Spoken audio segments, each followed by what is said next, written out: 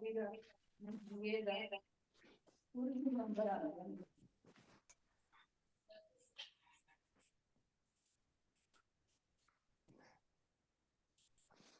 Evening बेटा।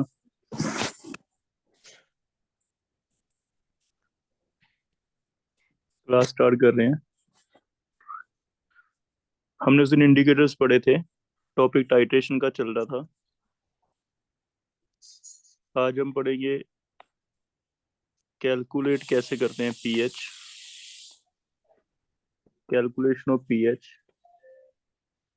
During titrations and pH curves.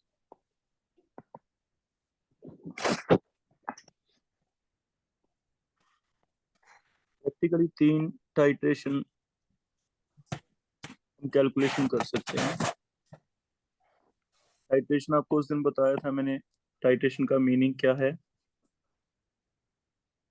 किसी unknown acid या बेस की कंसंट्रेशन का पता लगाने के लिए हम यूज करते हैं टाइट्रेशन।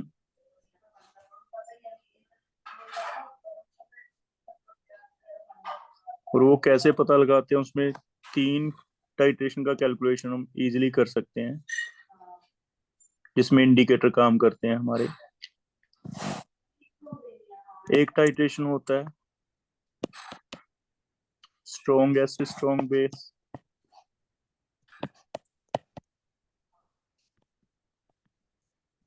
दूसरा होता है स्ट्रॉन्ग एसिड वीक बेस, तीसरा होता है वीक एसिड स्ट्रॉन्ग बेस, और चौथा weak acid weak base. Weak acid weak base हम इजीली कैलकुलेट नहीं कर पाते, no suitable indicator is there.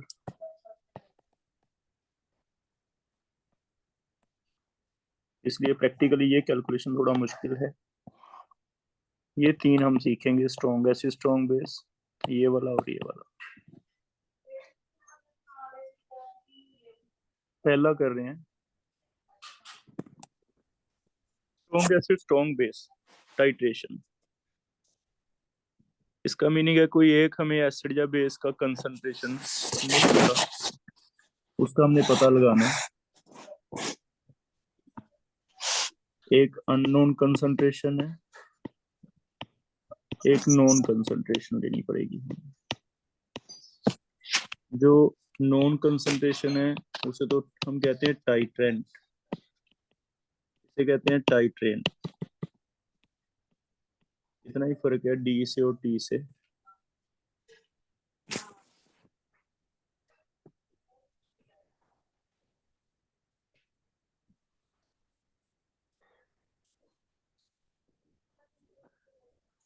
मान लो हम एक एग्जांपल ले रहे हैं। हमारे पास एक एसिड है HCl,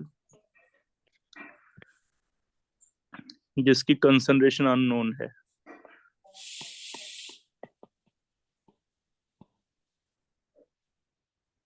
NaOH की कंसंट्रेशन हमें पता है, ये टाइट्रेंट होगा हमारा। ये स्टैंडर्ड सोल्यूशन माना जाता है, इसे स्टैंडर्ड सोल्यूशन कहा जाता है।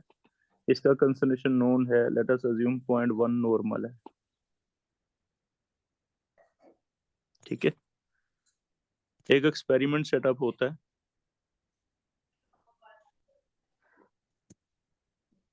दिव्या, ये डोर बंद कर रहा मेरा।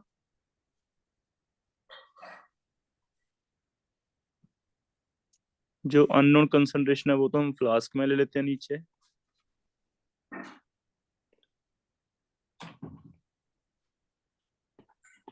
अननोन कंसंट्रेशन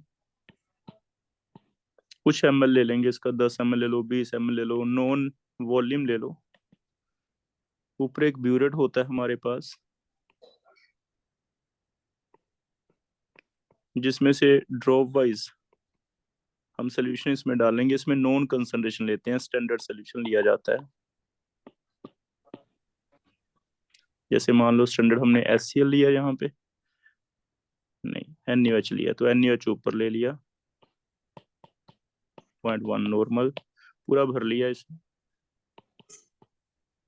यहाँ से एक एक ml करके हम वॉल्यूम डालते रहेंगे। बीच में एक इंडिकेटर डाल देते हैं। इसमें फिनोल्फथलीन बढ़िया काम करता है।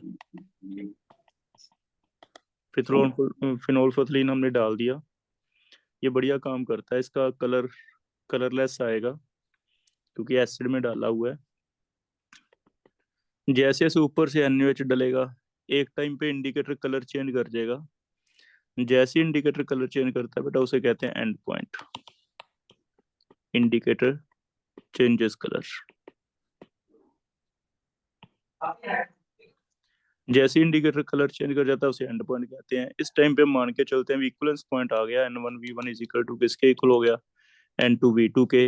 हम यहाँ पे कितना वॉल्यूम इसका डल गया वो देख लेते हैं। मान लो वो नोट किया हमने, मान लो नोट किया 100 ml डल गया, तब इंडिकेटर ने कलर चेंज किया, तो HCl की नॉर्मेलिटी हमें पता चल जाएगी। 100 ml डलने पे, 200 पे, कितने पे भी, ये वहीं पे रोक दो जैसे इंडिकेटर कलर चेंज करता है। अगर ये 100 ml पे कलर चेंज कर गया तो हमें HCl का, NaOH का N1 पता चल जाएगा। वॉल्यूम हमने लिया था अपनी तरफ से 100, इसका नोन था कंसंट्रेशन 0.1, और वॉल्यूम हमने पता किया जैसे इंडिकेटर कलर चेंज किया कितना ml डल गया, 100 ml। तो हमें इसकी नॉर्मेलिटी पता चल गई, HCl की कितनी आई, 0.1 नॉर्मल। तो ऐसे किसी की अननोन कंसंट्रेशन को पता लगाने के लिए यूज होता है बेटा। इंडिकेटर का रोल भी आ गया, टाइट्रेशन का भी आ गया, ठीक है। ये चेक करो। तो हमेशा ऊपर स्टैंडर्ड सोल्यूशन ब्यूरेट में लिया जाता है, ब्यूरेट में। नीचे जो अननोन है वो फ्लास्क में लिया जाता है। और ऐसे हम एक एक्सपेरिमेंट सेटअप करते हैं, ड्रॉप वाइज धीरे धीरे ये डालेंगे। एक टाइम पे जैसे इंडिकेटर कलर चेंज करेगा रोक देंगे, तब मान के चलेंगे N1V1 N2V2, ऐसे हमें पता चल जाता है। ये तो है इसका प्रैक्टिकली पर्पस टाइट्रेशन का, ठीक है। इसमें कुछ पूछना आपको? इंडिकेटर उस दिन मैंने पढ़ाए थे, कोई सूटेबल डालेंगे जो कलर चेंज दिखा दे। अब इसके बारे में क्वेश्चन में कई पूछे जाते हैं थ्योरेटिकली। टाइट्रेशन करो पूछी जाती है हमसे थ्योरेटिकली। ज़ूम किथे आ? एक तो थ्योरेटिकली हमसे करब पूछी जाती है,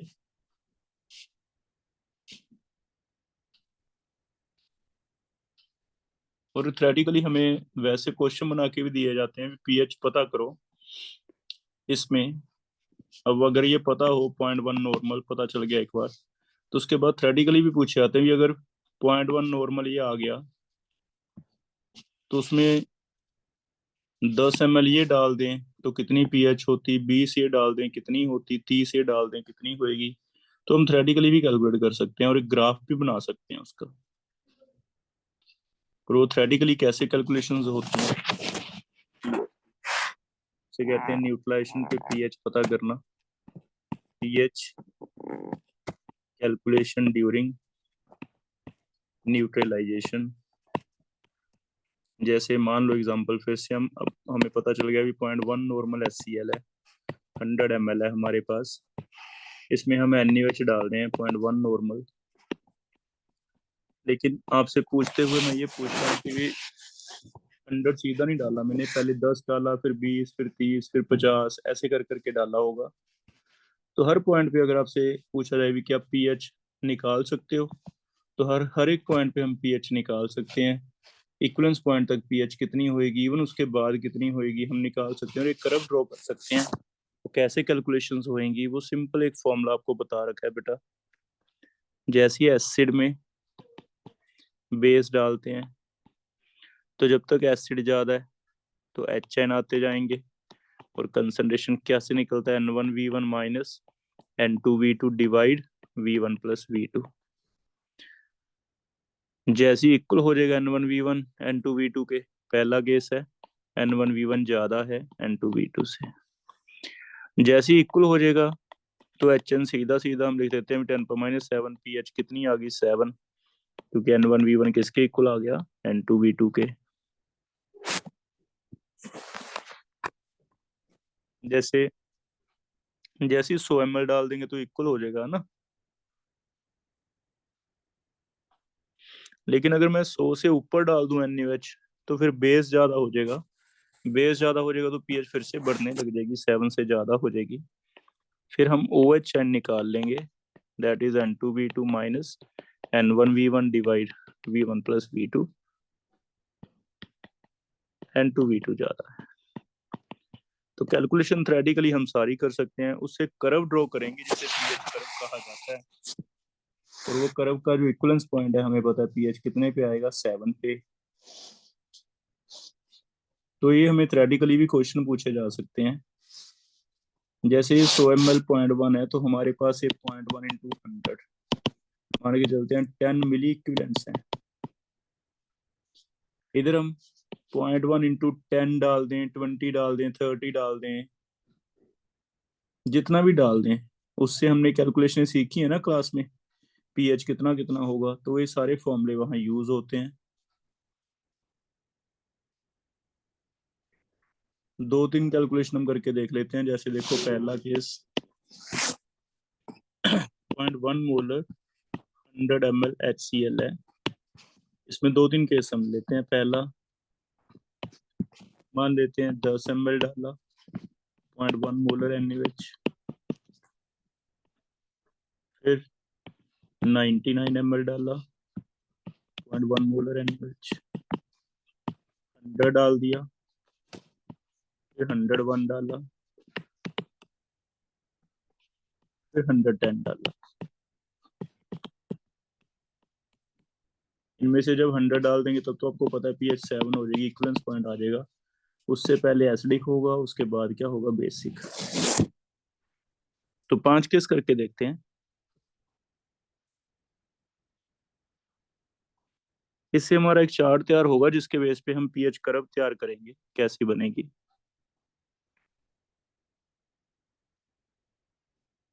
पहले केस में 0.100 मतलब 10 है, ये कितना डल गया, 1 डल गया। तो पहले केस में फर्स्ट केस पीएच निकाल रहे हैं तो हमें पता है N1V1 अभी तक तो N1V1 ज्यादा है, N2V2 कम है। तो HN आ जाएंगे, कितने आ जाएंगे, N1V1 minus N2V2 divide V1 plus V2। इससे हम पीएच निकाल लेंगे। देखो पहला केस कर रहा हूं मैं, 10 में कितना डल गया, 1 डिवाइड टोटल कितना हो गया, 100 तो एक था, 10 दूसरा डल गया, 110 हो गया, 9/110। और अगर मुझे थोड़ा अप्रोक्स कर लूँ 0.09 कर लेते हैं। 0.09 से हमें थोड़ा कैलकुलेशन पीएच की इजी हो जाएगी। नहीं तो हमें 2 माइनस, नहीं तो हमें कैलकुलेटर यूज करना पड़ता। तो मैंने ऐसे ले लिया, चेक करो अप्रोक्स करके। 2 माइनस, ये आ गया log 9, इसे मैं लिख सकता हूँ 3/2, 2 माइनस 2 log 3। चेक करो कितना का आ जाएगा, ये 0.48 का डबल हो गया, 0.96। 2 में से 0.96 गए, 1.04। तो यहाँ से शुरुआत हो रही है बेटा पीएच की, 1.04 है। हाँ स्टार्टिंग में इसकी पीएच कितनी थी वो देख लेते हैं। 0.1 मोलर था, तो 0.1 मोलर की मीन स्टार्टिंग पीएच कितनी है इसकी, 1 है। तो 1 से कितनी हो गई, 1.04। धीरे धीरे बढ़ेगी। अगर मैं 20 डाल दूं, चेक करो यहाँ, तुम अपनी कॉपी पे करके देखो। अगर मैं यहाँ तुम्हें कहता भी बीच में 20 डाल दूं तो 20% न्यूट्रलाइजेशन हो जाती। यहाँ पे 10 - 1 की जगह 2 आया था, तो यहाँ आया था 8। ये वाला पोर्शन बन जाता 0.08। यहाँ आया था 8 इंटू 10⁻²। 10⁻² का फिर से 2 आ गया, माइनस log 8। log 8 हम लिख लेते बेटा 2⁻3। 3 log 2, 3 इंटू log 2 कितना है, 0.3। तो बस यहाँ वो 0.9 हो जाता। ये वाला इतना की फर्क है कि 0.96 है।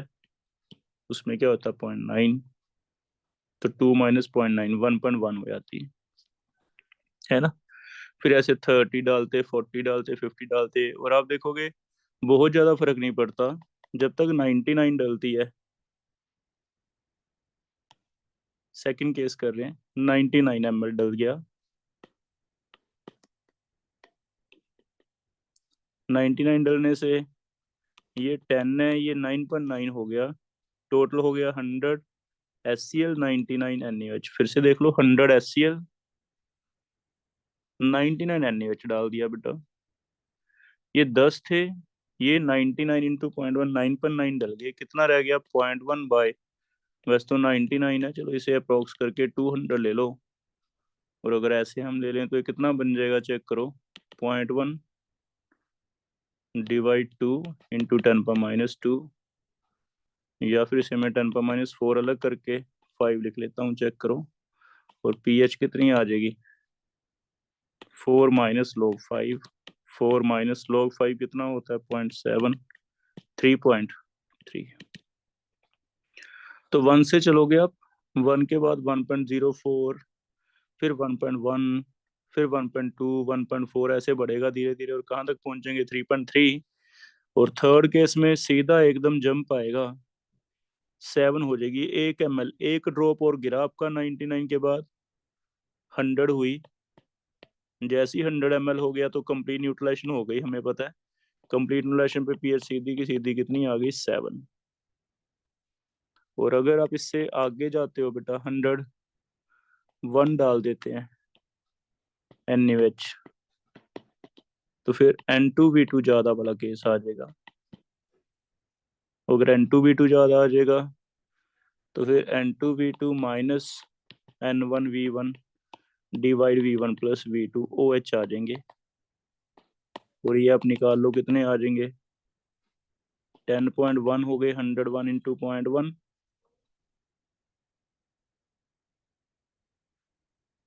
माइनस 10 HCl डिवाइड टोटल 201 हो गया, 101 था, 101 एक है, तो 201 आ गया, या फिर 0.1 बाय अप्रोक्सीमेट 200 ले ले, सेम ही आ गया, देखो 1/200। और इसका बस ये है कि यहाँ 3.3 pH आया था, कोई बताओ ये pH आएगा या POH आएगा, ये OH एंड कंसंट्रेशन है, तो बस ये POH आ जाएगा कितना 3.3, मीन्स pH कितना आ जाएगा 14 माइनस 3.3, 11.7। और इसके बाद अगर 110 डालते हैं NaOH 0.1 मोलर, करके दो कॉपी पे, खुद करना, एक बार बताना मुझे कितना आ रहा है 110 अगर डालें तो। मैं अपना कर रहा हूँ, आप अपना करो। ये 110 इंटू 0.1 11 हो गया, 10 डिवाइड नीचे 110 प्लस 100, तो 1/2 10 हो गया, या फिर इसे 1/200 ले लो, या फिर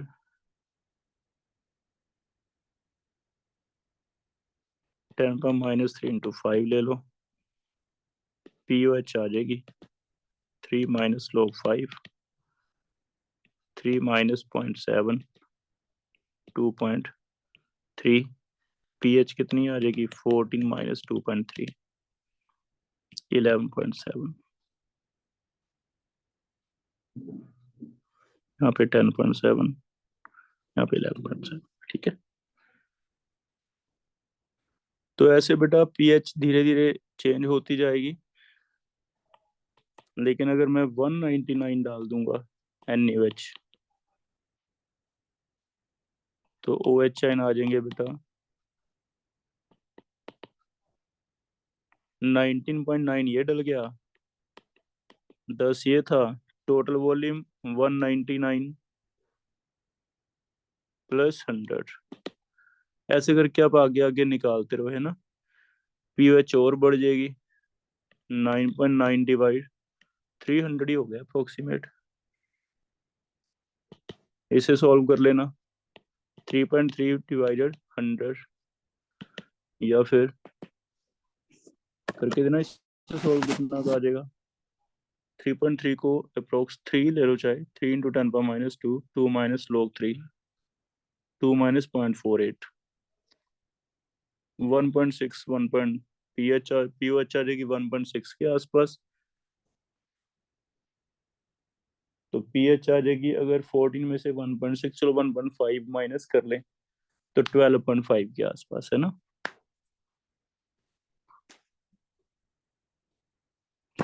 चेक करो इतना का आ रहा है कि नहीं। 3.3 इंटू 10⁻², पीओएच आ गया 2 माइनस log 3.3, 3.3 को मैं 3 मान लेता हूँ, log 3.48 है, चलो थोड़ा ज्यादा ले लेते हैं, 0.5 ले लेते हैं, 1.5। पीएच कितनी आ जाएगी, 14 माइनस 1.5,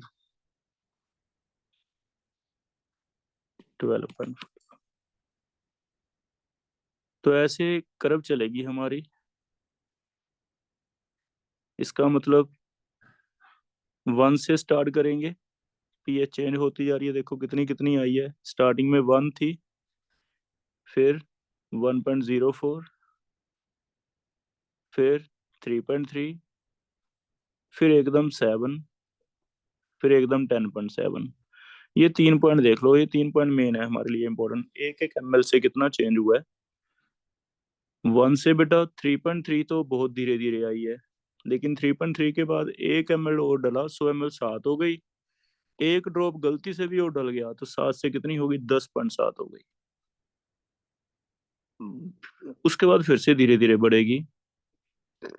इसका मतलब अगर पीएच कर्व देखें हमारा, तो पीएच कर्व कुछ इस तरह का आएगा कि जैसे जैसे मैं NaOH डाल रहा हूँ, हमेशा जो स्ट्रॉन्ग ऊपर से स्ट्रॉन्ग वाला डालते होते हैं, ठीक है, टाइट्रेंट। तो स्टार्टिंग पीएच कहाँ से हुई है, 1 से। ये मान लो पीएच है 1, 2, 3, 4, 5, 6, 7, 8, 9, 10, 11, 12 है ना, 14 तक है। 8, 9, 10, 11, 12, 13, 14 है ना, ऐसे है। इधर ml डलते जा रहे हैं NaOH के, 10 ml, फिर 20, फिर 30, 40, 50, 60, ऐसे ऐसे डलते जा रहे हैं बेटा। 20 ले लेते हैं, ज्यादा गैप ज्यादा हो रहा है। 20, 40, 60, 80, 100, 120, 140, 160, 180, 200। तो pH 1 से स्टार्ट होगा कर्व, 100 ml पे जाके, 100 ml वाला 1, 2, 3, 4, 5, ये वाला 100 ml वाला, 100 ml वाले पे जाके हमारा इक्विवेलेंस पॉइंट आ जाएगा। इक्विवेलेंस पॉइंट मीन 7 आ जाएगी पीएच। ये 100 ml पे कितनी आ जाएगी, 7 आ जाएगी। एक तो ये पॉइंट है 7 वाला, इक्विवेलेंस पॉइंट आ जाएगा ना, दिस इज इक्विवेलेंस पॉइंट। उससे पहले 99 ml पे, जस्ट इसके 1 ml आगे और 1 ml पीछे, 99 पे कितनी थी, 3, 3.3 के आसपास थी बेटा। 99 पे बिल्कुल ही पास, 3.3, 1 ml। और एकदम 1 ml आगे डालने से कितनी होगी, 10.7 है ना। तो ये 3 पॉइंट हमारे इंपॉर्टेंट है, तीनों में बिल्कुल सीधी ऐसे स्ट्रेट लाइन आ जाएगी, क्योंकि 1 ml कुछ भी नहीं फर्क पड़ता ग्राफ में। और उससे पहले धीरे धीरे बढ़ा होगा यहाँ तक, उसके बाद भी धीरे धीरे बढ़ेगा। तो ये 3 पॉइंट मैंने आपको इसलिए बताए, फिर से चेक कर लेते हैं। 99 ml डला था तो कितनी आई थी, 3.3। ये 99 पे चेक करो, 3.3। 1 ml डलने से 7 हो गई, सीधी जंप आ गया। 1 ml और डलने से 10.7 हो गई। उसके बाद फिर से धीरे धीरे बढ़ी है ना। तो हमें बस ये इस पॉइंट पे ध्यान देना है। यहाँ ये स्ट्रेट लाइन है, स्ट्रेट लाइन वाले इसे इन्फ्लेक्शन कर्व भी कहते हैं, इन्फ्लेक्शन कहते हैं। इन्फ्लेक्शन का मतलब एकदम से इंक्रीज होना। ये ध्यान देंगे कि 3 और 10 के बीच में इन ऐसे स्ट्रेट लाइन आए, 7 पे मिडिल पॉइंट आ जाए, 7 नंबर पे स्ट्रेट लाइन का मिडिल पॉइंट कहाँ आ जाए, 7 पे, क्योंकि 1 ml ऊपर है, 1 ml नीचे है। तो अगर कोई ऐसा कर्व आपको मिलता है तो हम कह सकते हैं भी कौन सी टाइट्रेशन कर्व है ये, this is for strong acid strong base, क्योंकि इसका इक्विवेलेंस पॉइंट आएगा 7 पे, और इन्फेक्शन पॉइंट आएगा, इन्फेक्शन कर्व कहाँ से कहाँ आएगी, 3 और 10 के बीच में एकदम स्ट्रेट लाइन आएगी, 10 के ऊपर भी धीरे धीरे बढ़ेगा, 3 से नीचे भी धीरे धीरे बढ़ेगा।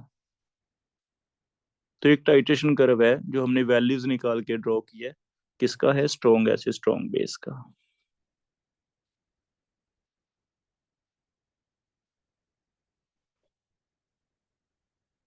अब इसमें से मैं तुम्हें अनम्यूट कर रहा हूँ, अगर किसी को कोई क्वेश्चन पूछना है तो मेरे से बोल के पूछ सकते हो।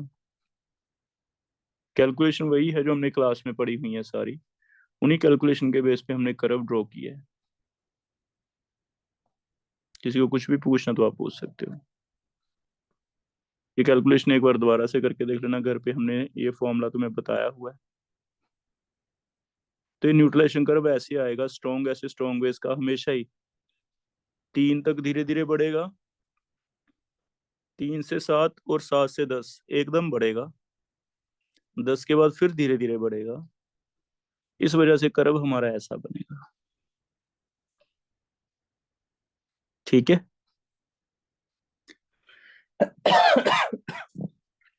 तो कैलकुलेशन हमने क्लास में की भी हुई है, ये है स्ट्रॉन्ग ऐसे स्ट्रॉन्ग बेस का।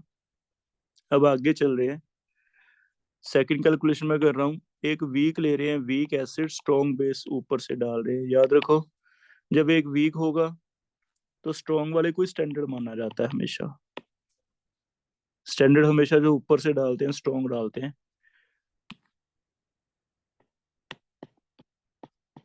जैसे मैं टाइट्रेंट लेता हूँ,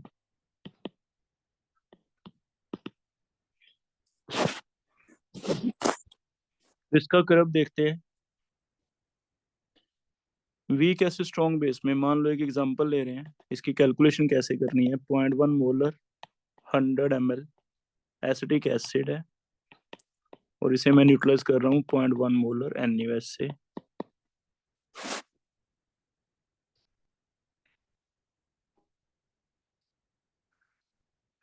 अब इसमें प्रॉब्लम ये आएगी, वीक एसिड स्ट्रॉन्ग बेस अगर है तो इसका N1V1 नो डाउट N2V2 लेंगे, लेकिन फॉर्मूला N1V1 N2V2 नहीं लगेगा। कैसे, मान लो फर्स्ट केस है 10 ml NaOH डाल रहा हूं मैं, तो कोई बताना चाहेगा ये इसमें एसिटिक एसिड वीक में अगर स्ट्रॉन्ग डालते हैं तो N1V1 N2V2 नहीं लगता, फिर ये कैसे निकलेगी पीएच।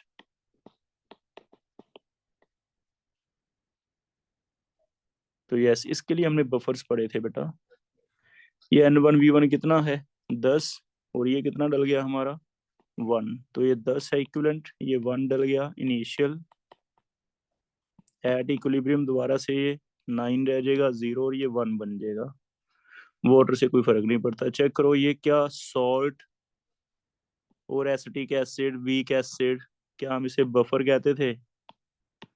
तो यस, बफर का टॉपिक एक्चुअली हमें इसलिए पढ़ाया गया है क्योंकि एक्चुअल तो ये प्रैक्टिकल का काम है, पीएच टाइट्रेशंस हैं सारी। तो जब तक तो स्ट्रॉन्ग ऐसे स्ट्रॉन्ग बेस है बेटा, तब तक तो बफर की जरूरत नहीं थी, सीधा सीधा N1V1 माइनस N2V2 चलता रहता है। न्यूमेरिकल आप कर सकते हो, लेकिन ध्यान रखना अगर जैसे ही एक वीक आ जाएगा एक स्ट्रॉन्ग आ जाएगा तो फिर आप सीधा नहीं करोगे N1V1, फिर आप ऐसे इक्वेशन लिखोगे जैसे मैंने लिखी है, फिर आप बफर की इक्वेशन लगाओगे हेंडरसन इक्वेशन, और इसके लिए पी के हम पूछेंगे, इससे पी के हमें बता दिया जाएगा, मान लो 5 है एसिटिक एसिड का, तो पीएच कैसे निकली, pH is equal to p K plus log salt upon acid, और ये कंसंट्रेशन आ गई 5 प्लस लॉग 1/9, या फिर 5 माइनस लॉग 9, और लॉग 9 अभी हमने लिया 3/2, 2 लॉग 3, लॉग 3 कितना है 0.48, 5 माइनस 0.96, या फिर 4.04। तो चेक करो बफर क्यों पढ़ा हमने, एक्चुअली बफर अलग से कैसे आ गया टॉपिक, पीएच का ही टॉपिक है। जब भी आपको वीक एसिड की न्यूट्रलाइजेशन करनी है क्लास में, प्रैक्टिकल करने हैं ब्यूरेट वाले, उनकी पीएच कैलकुलेशन करनी है, तो आपको बफर की जरूरत पड़ेगी। तो इसकी पीएच देखो इतनी आ गई। अब यहाँ पे ये बढ़ाते रहो अमाउंट, 10 की जगह 20 कर दो, 2 हो जाएगा, 2 हो जाएगा तो ये 2 हो जाएगा, ये 8 हो जाएगा, रेशो चेंज होती रहेगी 2/8। 30 ml कर दो, 30 ml का मतलब यहाँ 1 की जगह कितना आ जाएगा, 3, 3 आ जाएगा, तो ये 3 हो जाएगा, ये 7 हो जाएगा। तो इसमें हमने ऐसे भी किया था ना, याद है आपको, 10% न्यूट्रलाइजेशन, 20% न्यूट्रलाइजेशन, तो वही चल रहा है। 10% न्यूट्रलाइजेशन का मतलब 10 सॉल्ट बन गया, बचा कितना, 90, तो 10/90, ये 10% ही है देख लो, क्योंकि 10 में से एक हिस्सा न्यूट्रलाइज हो गया, 10% है। फिर 20%, 20/80, 30 ml डालते हैं। 30 ml मतलब तीन तीन 10 का कितना हो गया, 30%, तो ये 30 बनेगा, ये 70 रह जाएगा। ऐसे करके बेटा आप सारी कैलकुलेशन कर सकते हो।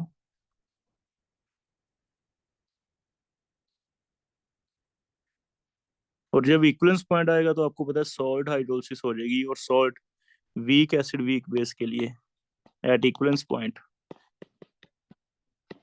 सॉल्ट बन जाएगा। कौन सा सॉल्ट है, वीक एसिड स्ट्रॉन्ग बेस। और वीक एसिड स्ट्रॉन्ग बेस के लिए पीएच निकालने का फॉर्मूला हमने लिखा हुआ है, क्योंकि स्ट्रॉन्ग बेस है तो पीएच 7 से ज्यादा रहेगी, और 7 से ज्यादा का फॉर्मूला है हमारे पास half p K plus log of सी।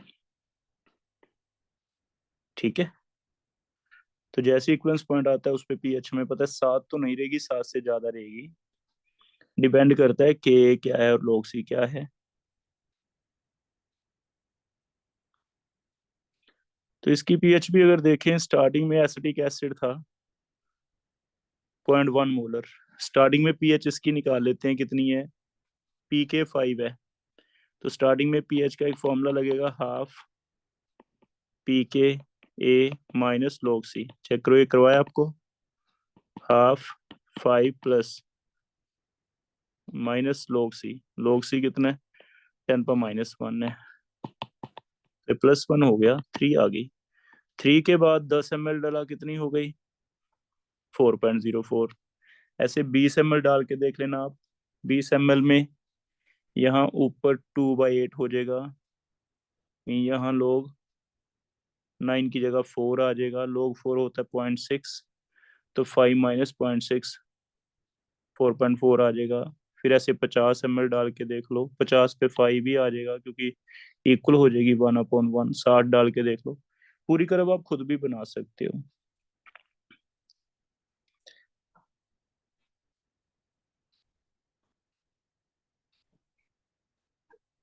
लेकिन अगर ध्यान से देखें तो स्टार्टिंग में 3 थी, 3 के बाद धीरे धीरे इंक्रीज होएगी। यहाँ बस ये होगा कि जैसे ही 99 ml डलता है, 99 ml, 99 ml पे चेक कर लेते हैं एकदम, क्योंकि एकदम इंक्रीज हमने देखना है। इक्वलेंस पॉइंट पे तो ये पता चल ही रहा है हमें, है ना, 7 से ज्यादा रहेगी। अगर एक आइडिया ले लें, आइडिया तो सिर्फ ऐसे ले सकते हैं आपके, एक कर्व बनेगा ऐसे, जिसमें इधर होगा वॉल्यूम ऑफ NaOH स्ट्रॉन्ग, इधर है पीएच।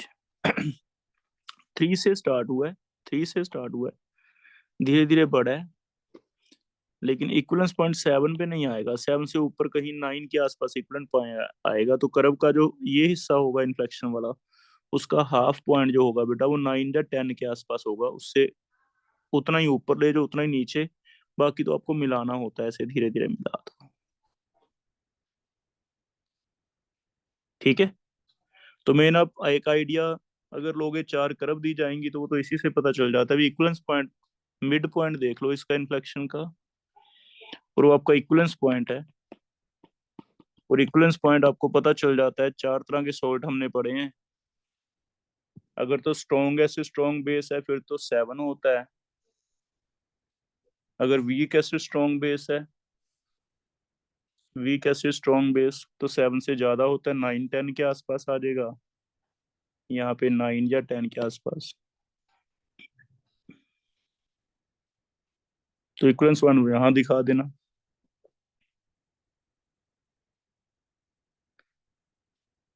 लेकिन अगर बेटा वीक एसिड की जगह स्ट्रॉन्ग एसिड वीक बेस ले लें तो फिर इक्विवेलेंस पॉइंट कोई बता सकता है क्या आएगा?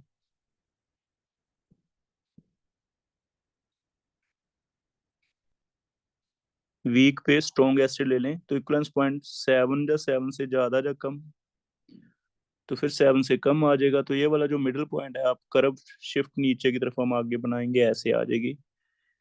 तो अकेले कर्व देखने तो बहुत इजी हैं, हाँ, लेकिन ये पढ़ाने का पर्पज ये था कि कुछ ऐसे क्वेश्चन जो आते हैं मिक्सचर की पीएच निकालना, उसमें जब तक स्ट्रॉन्ग है बेटा तब तक तो सीधा फॉर्मूला लगेगा N1V1 N2V2। जब वीक है तो बस आपको इक्वेशन लेके याद रखना है, बफर बनेगा और जैसे इक्वलेंस पॉइंट आएगा तो सॉल्ट हाइड्रोलिसिस लगेगा, है ना।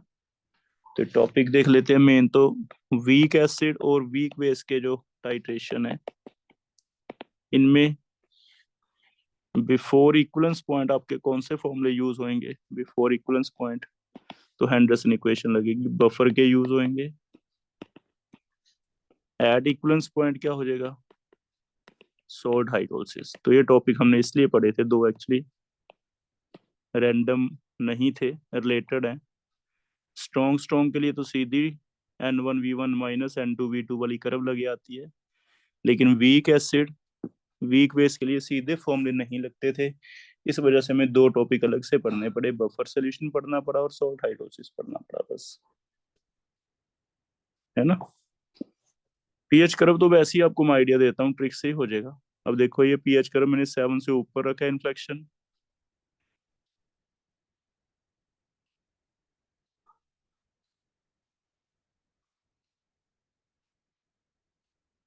दो समझ आ गई? फिर से देखो, मैं अकेली कर्व्स बना रहा हूँ, अकेले कर्व कैसे कैसे बनेंगे। पहला, स्ट्रॉन्ग एसिड स्ट्रॉन्ग बेस, इधर स्ट्रॉन्ग बेस डाल रहे हैं। स्ट्रॉन्ग बेस डालने से हमें पता है पीएच बढ़ेगी, तो यहाँ जितनी भी पीएच पहले है ऐसे बढ़ती जाएगी, लेकिन एकदम इंक्रीज होगा, फिर ऐसे बढ़ेगी। और आपको देखना है भी इसका जो मिडिल पॉइंट है यहाँ कितने पे टच करता है, ये बता सकता है कोई कितने पे टच करेगा स्ट्रॉन्ग ऐसे स्ट्रॉन्ग बेस में? 7 पे। तो अगर ये 7 पे टच करता है तो आप मान के चलो कि वो कौन सा कर्व है? स्ट्रॉन्ग ऐसे स्ट्रॉन्ग बेस का है, ठीक है। दूसरा, weak acid strong base, buffer से हमने कैलकुलेशन कर लेनी है हेंडरसन इक्वेशन से, इक्वलेंस पॉइंट इसका निकाल लेंगे सॉल्ट हाइड्रोलिसिस से। इसका कर्व कैसे आएगा? अगर मैं इधर स्ट्रॉन्ग बेस लेता हूँ, फिर से आप देखो पीएच बढ़ेगी या कम होएगी पहले से? तो पीएच बढ़ेगी, स्टार्टिंग में कुछ ना कुछ पीएच होएगी, 2 3 4, धीरे धीरे बढ़ेगी। लेकिन जो इन्फ्लेक्शन आएगा इसका एकदम राइज, वो 7 पे नहीं आता, 7 से कहीं भी थोड़ा सा ऊपर, यहाँ पे आइडिया ले लेना है हमने, है ना। तो ये धीरे धीरे बढ़ेगी पहले, फिर एकदम जो राइज होगा वो 7 पे नहीं आएगा, मिड ऐसे बढ़ेगा। 7 से ऊपर कहीं मिड पॉइंट आएगा, मे बी 9 पे आ जाए या 10 पे आ जाए, है ना, 9 के आसपास, 9 और 10 डिपेंड्स। तो आपको चार ऑप्शन में जो ABCD चार चॉइस दी जाएंगी, या तो चार में से कोई एक ही ऐसा होगा जिसका इन्फेक्शन 7 से ऊपर है, उससे आपको आइडिया लग जाएगा कि इक्वलेंस पॉइंट है। खासकर नीट में, नीट में तो आपको इतने से ही काम चल जाएगा, जेई मेन में भी। अगर जेई एडवांस है तो बेटा एग्जैक्टली आपको ये 2 3 कर्व ऐसी आ गई तो एग्जैक्ट ये वाला पॉइंट इक्वलेंस पॉइंट आपको फॉर्मूला लगाना है सॉल्ट हाइड्रोलिसिस का। सॉल्ट हाइड्रोलिसिस का फॉर्मूला क्या लगेगा? 7 + ½ pKa प्लस log C। तो आप निकाल के देखोगे भी 10 आता है या 11 आता है, तो फिर वहां टच कर देना, है ना, तो उस पर टच होना चाहिए।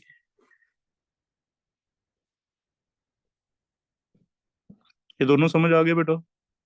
दो कर्व आ गए। तीसरा कर्व चलते हैं। तीसरा कर्व उल्टा कर लेते हैं इसे, एसिड में स्ट्रॉन्ग ले लेता हूँ, बेस वीक ले लेता हूँ। तो वीक बेस है, स्ट्रॉन्ग एसिड है, मान लो NH4OH है, और मुझे कहता है इसे HCl से टाइट्रेशन करो। तो ये मैं स्टैंडर्ड मानूंगा, इसे धीरे धीरे डालूंगा। अगर इसे HCl को ब्यूरेट में लेंगे धीरे धीरे डालेंगे। तो अब बताओ HCl डाल रहा हूँ, पहले तो यहाँ से चेक करना है अपने कर्व कैसी होएगी। HCl डालने से pH कम होती है जो ज्यादा, एसिड बढ़ा रहे हैं, और अगर एसिड बढ़ा रहे हैं तो pH मुझे लगता है कम होनी चाहिए। तो यस, इसमें इनिशियली बेस होगा तो बेस की pH पहले से ज्यादा होगी, 7 से ऊपर, 10 11 12 यहाँ से स्टार्ट होगी कर्व, और अब ये नीचे आने वाली है। लेकिन आपको फिर से नोट करना है 7, और हमें पता है इक्विवेलेंस पॉइंट क्या आएगा इसका, लेस देन 7 आएगा, कहीं 4 3 के आसपास, क्योंकि फॉर्मूला ये लगता है 7 plus half 7 minus half PKB plus log C। तो ये 3 आ जाए 4 आ जाए, उस बेस पे हमने 3 या 4 के आसपास एक स्ट्रेट लाइन ढूंढनी है जिसका मिड पॉइंट 3 या 4 के आसपास हो। इसके बाद धीरे धीरे शिफ्ट होगा, इसके पहले भी धीरे धीरे शिफ्ट होगा। ये आपका इक्विवेलेंस पॉइंट है। फिर से ज्यादातर केसेस में तो 4 कर्व में से एक ही ऐसा होगा जिससे आपको इक्विवेलेंस पॉइंट आइडिया लग जाएगा भी 7 से नीचे है। लेकिन अगर कभी 7 से नीचे 2 कर्व हैं तो आप मिड पॉइंट चेक करना, एक में 3 है एक में 4 है, तो फिर एग्जैक्ट आपको ये दिया जाएगा वैल्यू। ये वैल्यू लेके आप पहले निकाल लोगे pH कितनी है, 3 है या 4 है, फिर उसके पास वाला कर्व टच कर लेना ना, वो सही हो जाएगा आपका। वो फिर से JEE एडवांस तक जा सकता है, मेंस तक इतना टाइम नहीं होता, तो सिंपल आ जाएगा। और चौथा कर्व हम एक आइडिया से ड्रॉ करते हैं, इंडिकेटर तो इसमें काम नहीं करता, लेकिन हमारे पास pH कैलकुलेट करने के लिए और भी बहुत सारे इनडायरेक्ट मेथड हैं। एक pH मीटर होता है जो हर टाइम पे pH हमें बताता रहता है। इंस्ट्रूमेंट है एक डिजिटल जो हर टाइम पे 1 ml डाला pH बता देगा, आपने कॉपी पे जितनी निकाली है उतनी वो निकाल लेगा। तो इससे अगर pH हम देखें तो इसका इक्विवेलेंस पॉइंट 7 के आसपास आता है, लेकिन शार्प नहीं आता, क्योंकि दोनों ही वीक हैं। दोनों ही वीक हैं तो बहुत धीरे धीरे चेंज होएगी pH। और इसका कर्व आपको वैसे ही आइडिया हो जाएगा। पहला देख लो, पहला ऊपर जाता है pH क्योंकि स्ट्रॉन्ग बेस है, दूसरे में भी स्ट्रॉन्ग बेस है, इधर एक्स एक्सिस पे तो ऊपर जाता है। दोनों में फर्क क्या है, पहले में इक्विवेलेंस पॉइंट 7 है, दूसरे में इक्विवेलेंस पॉइंट कितना है, 7 से ऊपर 9 10 11।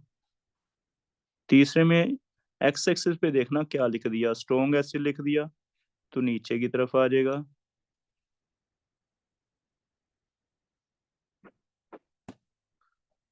और अगर चौथे में देखें बेटा, तो चौथे में कोई शार्प पॉइंट आता ही नहीं, क्योंकि बहुत ही धीरे धीरे चलता है। चौथे में बस यहाँ देख लेना कि इधर क्या लिखा है। अगर मैं वीक एसिड इधर लिख देता हूँ एक्स एक्सिस पे, तो वीक एसिड डालने से मुझे पता है इधर एसिड है, तो याद रखो pH डिक्रीज होगा। तो ये कर्व ऐसे धीरे धीरे चलेगा, ऐसे pH डिक्रीज हो रहा है। और अगर मैं वीक बेस डाल दूंगा तो pH ऊपर की तरफ जाएगा, धीरे धीरे इंक्रीज होता जाएगा ऐसे। ठीक है, तो इधर अगर बेस डाल देंगे तो ऐसे। तो ये हम इंडिकेटर से तो नहीं पता लगा सकते, लेकिन pH मीटर से पता लगा लेते हैं। तो अब कर्व देख लो, इसकी कर्व तो अलग ही पता चल जाती है वीक वर्सेस वीक बेस की। तो ये 4 कर्व है टाइट्रेशन कर्व। और दूसरा कैलकुलेशन कैसे करते हैं, पहले वाला टॉपिक तो मैंने क्लास में पढ़ाया हुआ है, N1V1 N2V2। ये थोड़ा सा आपको बस इतना कर रिलेट करवाया है कि जब वीक और स्ट्रॉन्ग की टाइट्रेशन होएगी तो उसमें बफर काम आएगा before equivalence point, at equivalence point ये काम आ जाएगा। आफ्टर इक्विवेलेंस पॉइंट अगर जाते हो तो स्ट्रॉन्ग ज्यादा होगा, तो सीधा स्ट्रॉन्ग जितना भी बचेगा उसकी pH सीधी सीधी निकाल दो N1V1 लेके। ठीक है, तो ये कर्व्स हैं बेटा 4 तरह के।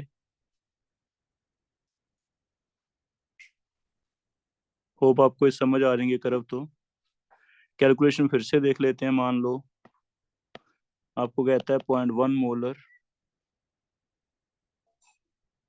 NH4OH है, आप इसे टाइट्रेट करो HCl से 0.1 मोलर से। पहला 10% न्यूट्रलाइज्ड, दूसरा 20%, तीसरा 99%, चौथा 100%। तो जब तक 99 तक चलेगा बेटा तब तक तो बफर लगाओगे, जैसे 100 आ जाएगा तब आप सॉल्ट हाइड्रोलिसिस लगाना। बफर में इक्वेशन आपको, बफर देख लो कौन सा बनेगा, बेसिक बफर बनेगा क्योंकि बेस है, और एक इसका सॉल्ट बनेगा, तो बेसिक बफर बनेगा। तो पीओएच का इक्वेशन लगेगा आपका p K B plus log salt upon base.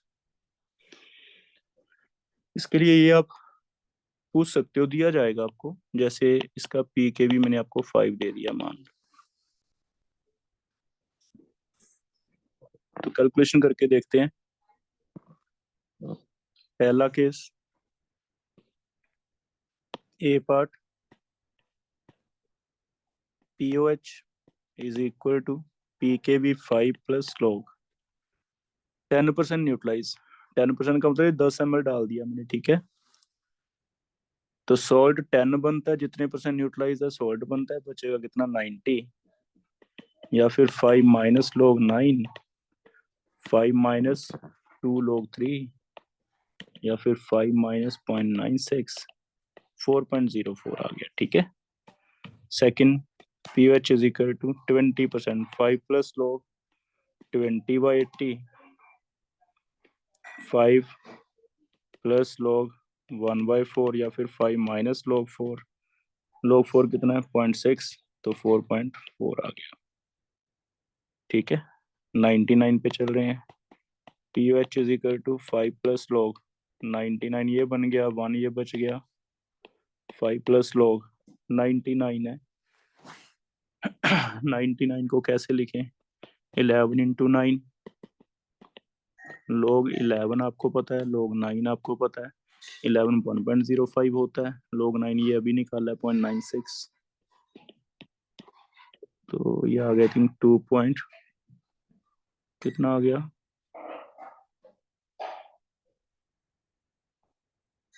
2.1 आ गया, तो 7.1 के आसपास, ठीक है। और जैसे ही मैं 100% डाल दूंगा तो ये सॉल्ट बन जाएगा सारे का सारा। सॉल्ट की कंसंट्रेशन कितनी बनेगी, पहले तो 0.1 थी, लेकिन अब डिवाइड 2 हो जाएगा, क्यों, क्योंकि वॉल्यूम डबल हो जाएगा ना। 100 ml ये है तो 100 ही ये डल जाएगा, क्योंकि ये 0.1 है। 100 और 100 200 हो जाएंगे, तो 0.1 की जगह अब वॉल्यूम डबल हो गया, कितना 0.1/2, तो ये कंसंट्रेशन आ गई। इसका फॉर्मूला लगा देंगे, क्या है, स्ट्रॉन्ग एसिड है,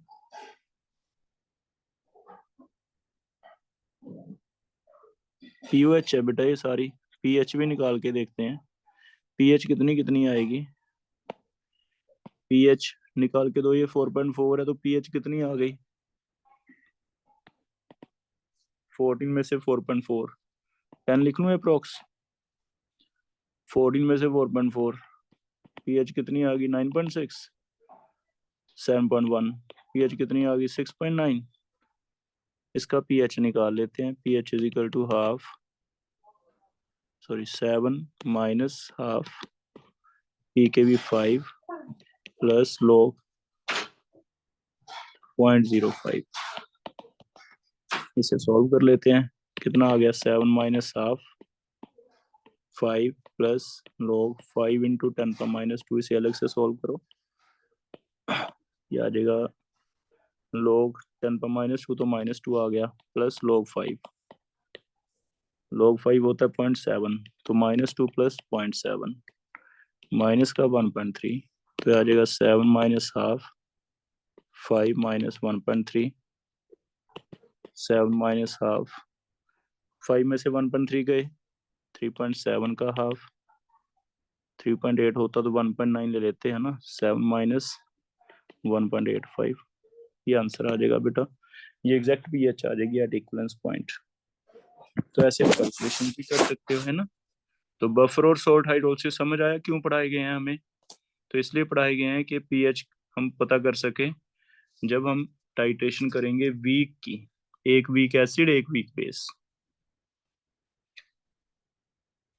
अगर दोनों स्ट्रॉन्ग है तो प्रॉब्लम नहीं थी, N1V1 माइनस N2V2 से काम चल रहा था, वीक के लिए प्रॉब्लम आई तो हमने दो टॉपिक पढ़े अलग से, एक तो बफर पढ़ा, एक सॉर्ट हाइड्रोलिसिस पढ़ा। और कर्व बनाना भी हमें इक्विवेलेंस पॉइंट से पता चल जाता है, सॉर्ट हाइड्रोलिसिस के बेस पे इक्विवेलेंस पॉइंट कहाँ पे आता है। इससे हम 4 कर्व बना सकते।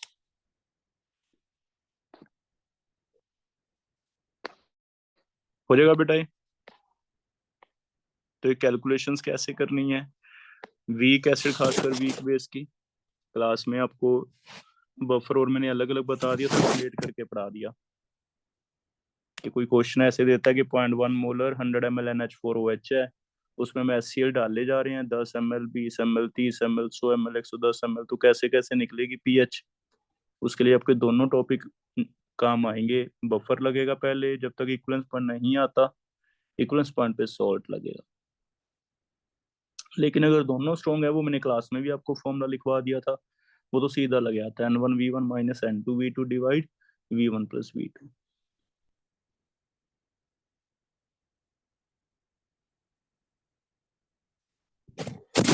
क्लियर है। इसे एक बार देख लेना टॉपिक, ज्यादातर ये 4 करब बस अलग से बना लो कॉपी पे, ये बहुत सिंपल बनाई है, यहाँ से देख लेना। 7 वाला strong acid strong base, strong base weak acid है तो 9 के आसपास, week acid weak base strong acid है तो एसिड डालने से पीएच कम होएगी, 3 के आसपास 4 के आसपास। लास्ट में कोई कर्व आता ही नहीं रेगुलर, क्योंकि दोनों वीक हैं। एक ये कैलकुलेशन खासकर जेई वालों के लिए, कैसे ऐसे अगर इनकी कैलकुलेशन आती है तो दोनों टॉपिक काम आते हैं हमारे, बफर भी और सॉल्ट हाइड्रोलिसिस भी। एन में आपको शायद ऐसे क्वेश्चन एक दो मिल जाएंगे, ठीक है।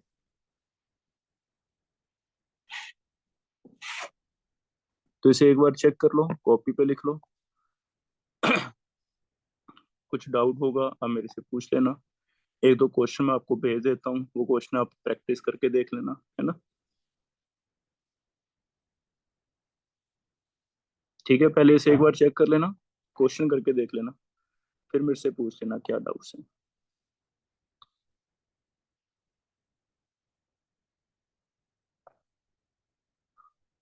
ठीक है बेटा, क्लास ऑफ कर रहा हूँ।